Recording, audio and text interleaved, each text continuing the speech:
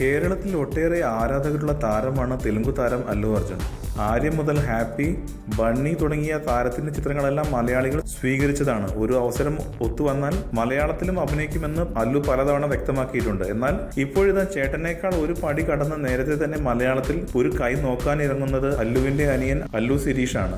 മോഹൻലാലിനൊപ്പമാണ് സിരീഷിന്റെ മലയാള അരങ്ങേറ്റം. പട്ടാളക്കാരുടെ കഥ പറയുന്ന മേജർ രവിയുടെ 1971 ബിയോണ്ട് ബോർഡേഴ്സ് ആണ് ചിത്രം. മോഹൻലാലിനൊപ്പമായതിനാൽ താൻ സന്തോഷത്തിലാണെന്നും താരം പറയുന്നു. ചിത്രത്തിൽ അല്ലു സിരീഷ് അഭിനയിക്കുന്നതായി മേജർ രവിയും സ്ഥിരീകരിച്ചിട്ടുണ്ട്. ചിത്രം മലയാളം, ഹിന്ദി, തെലുങ്ക് എന്നീ 3 ഭാഷകളിലായാണ് നിർമ്മിക്കുന്നത്. ചിത്രത്തിലേക്ക് തമിഴ് താരമായ വിജയ് സേതുപതിയാവും എത്തുക എന്ന് നേരത്തെ പ്രചാരണമുണ്ടായിരുന്നു. തെലുങ്ക് താരം റാണ ദുഗപതിയും ചിത്രത്തിലുണ്ടാകുമെന്ന വാർത്തകൾ വന്നു. എന്നാൽ അല്ലു സിരീഷിന് പുറമെ ഇവരും ചിത്രത്തിൽ ഉണ്ടാകുമോ എന്ന് വ്യക്തമല്ല.